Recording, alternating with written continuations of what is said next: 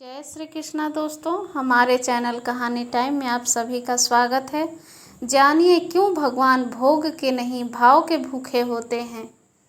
दक्षिण के जंगलों में संग्रीला नाम का एक कबीला था जिसमें भील जाति के शिकारी लोग रहते थे। इस कबीले का सरदार नाग नाम का भील था जो अपने नाम के अनुसार खूंखार और शक्तिशाली था। धनुर्विद्या में प्रवीण नाग अपने बाणों पर विष लगाकर रखता था। अपने शत्रु की हत्या करने में उसे देर नहीं लगती थी। नाग की पत्नी का नाम तता था। तता भी एक विशालकाय डरावनी औरत थी जिसके गले में सिंह के दांतों की माला पड़ी रहती थी। दोनों पति पत्नी आसपास के जंगलों के कबीलों में खतरनाक माने जाते थे। बहुत दिनों की प्रतीक्षा के बाद तता ने एक पुत्र को जन्म दिया जिसका नाम तीक्ष्ण रखा गया। नवजात शिशु जन्म के समय 8 किलो वजन का था, इसलिए उसका यही नाम उचित था। तीक्ष्ण को वहाँ की भाषा में कहा जाता है भारी। तीक्ष्ण का पालन पोषण होता रहा और वह 16 वर्ष की आयु तक तो पर्वताकाय शरीर का स्वामी हो गया। अस्त्र शस्त्र चलाने में वह पिता से भी कई कदम आगे था। कई बार तीक्ष्ण ने निहत्थे ही जंगली सुअर का शिकार किया। उसकी शारीरिक शक्ति असीम थी। नाग अपने पुत्र को मदमस्त गज की भांति झूमता देखता तो गर्व से उसका सीना चौड़ा हो जाता। नाग वृद्ध हो चला था। उसने तीक्ष्ण को ही कबीले का सरदार बना दिया। नियमानुसार तीक्ष्ण सरदार बनने के पहले दिन आखेट को निकला। तीक्ष्ण जिधर से भी गुजरता जंगली पशुओं की लाशें गिराता जाता। उसके 2 नौकर नाड़ और कांड उन्हें उठाकर एक स्थान पर एकत्र करते रहते। तीक्ष्ण ने बहुत सारा मांस एकत्र कर दिया तो उसे भूख लगी। भूख मिटाने को मांस तो बहुत था परंतु पानी नहीं था। तभी उसके दोनों अनुचर वहां आ गए। अब भूख लग रही थी, दिशा भ्रम भी हो गया लगता था। क्या कहीं पानी मिल सकता है? चलकर भूख शांत की जाए, तीक्ष्ण ने कहा। हाँ, वह विशाल साल का पेड़ देख रहे हो, उसके बाद की पहाड़ी के पीछे सुवर्णा नदी बहती है। उसका पानी बहुत शीतल भी है, नाड़ ने बताया। वह पहाड़ी भी बहुत रमणीक है। उस पर एक मंदिर है जिसमें भगवान जटाजूटधारी की मूर्ति है। आप उनकी पूजा कर सकते हैं, काड़ भी बोला। यह भगवान क्या होता है? तीक्ष्ण ने पूछा। काड़ वृद्धावस्था की तरफ अग्रसर था। सुदूर जंगलों में आखेट के लिए भ्रमण कर चुका था और कई साधु सन्यासियों की संगत में रह चुका था। उसे थोड़ा बहुत ज्ञान था। यह पेड़ पौधे जीव जंतु चर अचर जिसने बनाए हैं वह भगवान है, काड़ ने अपनी ज्ञान सामर्थ्य के अनुसार बताया। यह हवा कहाँ से आती है, जल कहाँ से आता है, सब भगवान की कृपा है। तीक्ष्ण का किशोर मन उस नई जानकारी पर उत्सुक हो उठा। उसने कांड से भगवान के बारे में और भी पूछा। यह भगवान कहाँ रहता है? मैं ऐसे व्यक्ति से मिलना चाहूँगा। वह तो कण कण में व्याप्त है, इन फूल पत्तियों में भी है, परंतु उससे मिलने के लिए उसकी भक्ति करनी पड़ती है, पूजा करनी पड़ती है। मैं करूँगा, तीक्ष्ण ने दृढ़ स्वर में बोला। मैं ऐसे व्यक्ति से मिलने के लिए कुछ भी कर सकता हूँ जो बिना कुछ लिए इतना सब कुछ देता है। तब तुम मंदिर में चलकर पूजा करो। तीक्ष्ण के मन में प्रभु मिलन का बीज अंकुरित हो गया। उसके हृदय में भगवान की कृतज्ञता के लिए स्वाभाविक प्रेम उमड़ आया था। तीनों पहाड़ी पर चढ़ने लगे। ज्यों ज्यों तीक्ष्ण पहाड़ी पर चढ़ रहा था उसकी भूख प्यास लुप्त हो रही थी। अंतर मन में एक अवर्णनीय उत्सुकता आनंद भर रही थी। वे पहाड़ी के शिखर पर पहुंचकर मंदिर के सामने पहुँचे। महादेव की मूर्ति देखते ही तीक्ष्ण अपनी शुद्ध बुद्ध भूल गया और भाव विह्वल होकर मूर्ति को अपने आलिंगन में बांधकर रोने लगा। हे संसार को जल वायु और प्राण देने वाले, वह भाव विभोर होकर बोला। तुम इतने महान होकर भी इस जंगल में अकेले रहते हो। मूर्ति के सिर पर कुछ पुष्प रखे थे। तीक्ष्ण ने उसे उठाकर फेंक दिया। यह किसकी दुष्टता है? मेरे स्वामी के सिर पर यह फूल किसने रखे?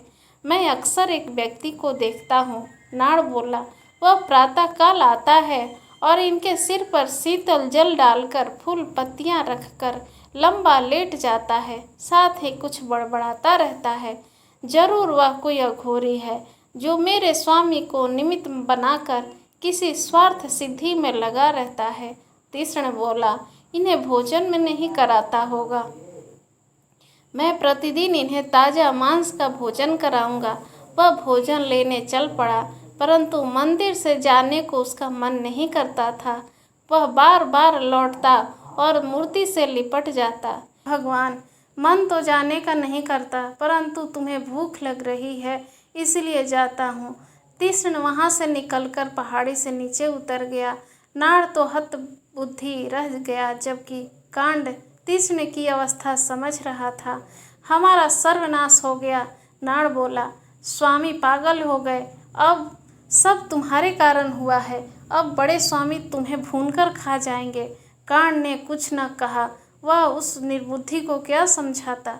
तीक्ष्ण वापस लौटा तो उसके दोनों हाथों में मांस था।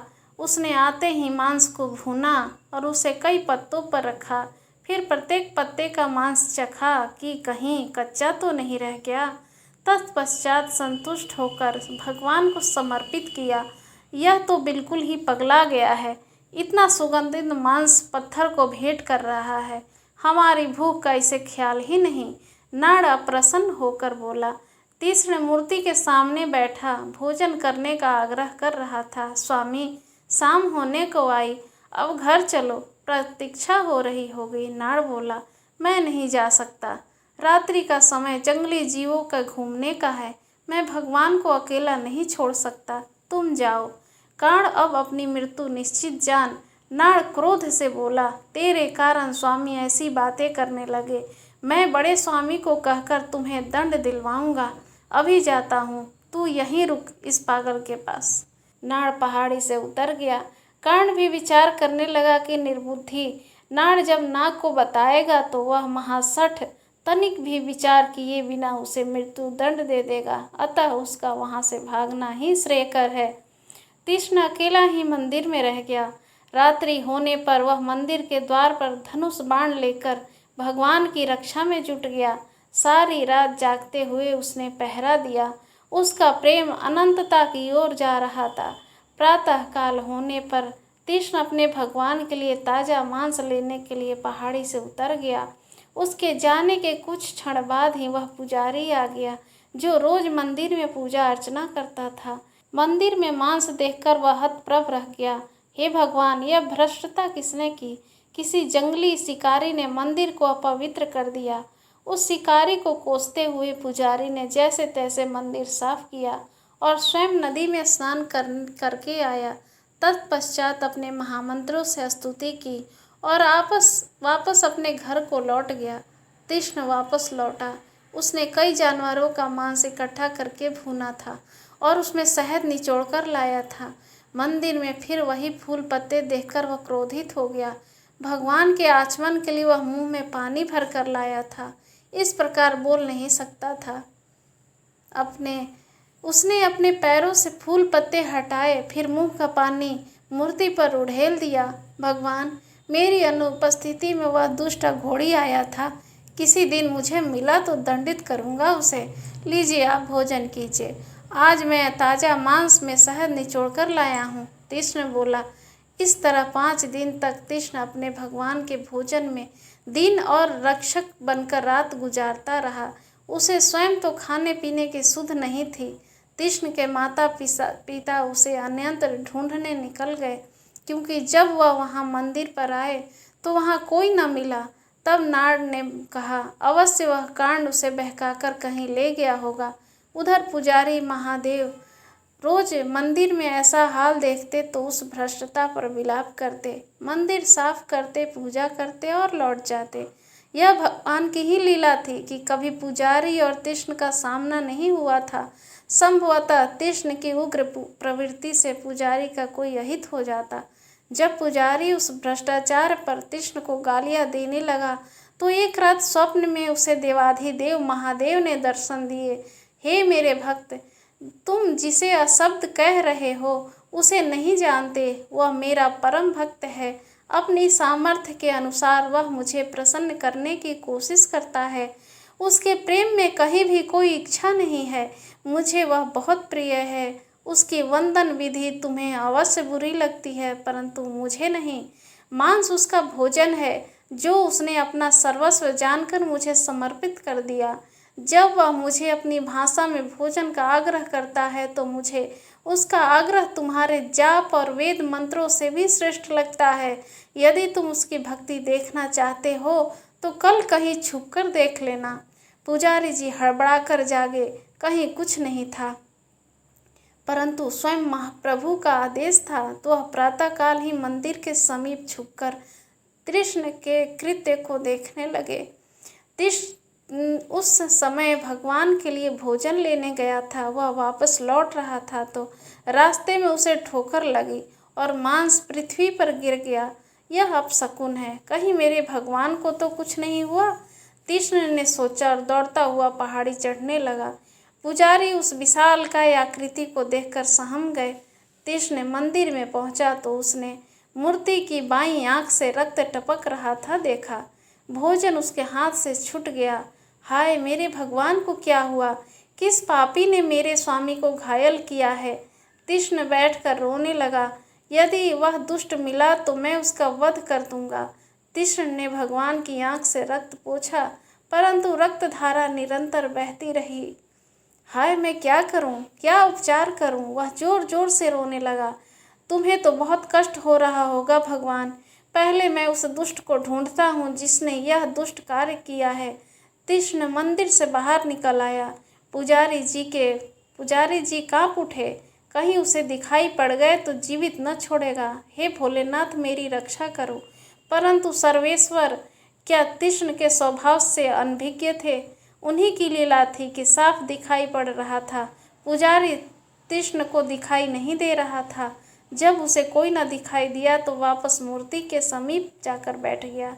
भगवान, मैं जड़ी बूटी लेकर आता हूँ। मैं यह तो नहीं जानता कि किस जड़ी से आपको लाभ होगा, परंतु मैं अभी लौटता हूँ। कृष्ण पहाड़ी से नीचे उतर गया। जब लौटा तो सिर पर जंगली जड़ी बूटियों का बड़ा सा गट्ठर था। मंदिर आकर उसने एक एक जड़ी बूटी भगवान की आंख में निचोड़ी, परंतु रक्तस्राव बंद न हुआ। अब क्या उपाय करूं? कृष्ण विचलित हो गया। तब उसे स्मरण आया कि शिकारी लोग घाव पर मनुष्य का मांस लगाते थे और घाव अच्छा हो जाता था। यह भी करके देखता हूँ। भगवान की बाईं आंख नष्ट हुई है, अतः मैं अपनी बाईं आंख निकालकर ही घाव पर रखता हूँ। संभव है लाभ हो जाए। एक नुकीले तीर से उस भक्त ने अपनी बाईं आंख निकाली। स्वयं की आंख से रक्तधारा फूट पड़ी, परंतु चिंता नहीं। आंख हथेली पर रखकर भगवान की आंख पर रखी और दबाई। तत्काल भगवान की आंख से खून बहना बंद हो गया। कृष्ण प्रसन्नता से किलकारी मार उठा, नाचने लगा। मेरे भगवान अच्छे हो गए। परंतु यह क्या? अब भगवान की दाहिनी आंख से रक्तस्राव होने लगा। कृष्ण स्तंभ रह गया। चिंता मत करो प्रभु, उपचार तो मुझे मिल गया है, अभी उपचार करता हूँ। कृष्ण ने फिर तीर उठाया और दाहिनी आंख निकालने को उत्सुक हुआ। तभी मूर्ति से साक्षात श्री देवाधिदेव महादेव प्रकट हो गए और कृष्ण का हाथ पकड़ लिया। देवलोक में भी कृष्ण की ऐसी भक्ति पर उसका यशोगान होने लगा। ठहरो वत्स, तेरा प्रेम और त्याग तो बड़े बड़े तपस्वियों की साधना से भी उच्च कोटि का है। निस्वार्थ प्रेमवश मुझे अपना दास बना लिया है। तेरी कोई इच्छा तेरे हृदय में भी नहीं, अतः मैं तुझे समस्त दिव्य ज्ञानों का वरदान देता हूँ। तेरे हृदय में मेरे प्रति जितने भी प्रश्न हैं, सबका उत्तर तुझे स्वयं मिल जाएगा। कैलाशपति ने भाव विह्वल होकर कहा। कृष्ण को उसी क्षण आत्मज्ञान हो गया। उसके दिव्य ज्ञान चक्षु वास्तविकता को चलचित्र की तरह देख रहे थे। वह भाव में डूब गया और अपने आराध्य के चरणों में नतमस्तक हो गया। दूर छुपा पुजारी उस अविश्वसनीय दृश्य का साक्षी बना और उसने ऐसे भक्त वत्सल भगवान और महान भक्त का एक साथ साक्षात्कार करके अपने जीवन को कृतार्थ किया। धन्यवाद दोस्तों, वीडियो के अंत तक बने रहने के लिए। कहानी कैसी लगी कमेंट करके ज़रूर बताइएगा। पसंद आई हो तो लाइक और सब्सक्राइब ज़रूर कीजिएगा। धन्यवाद।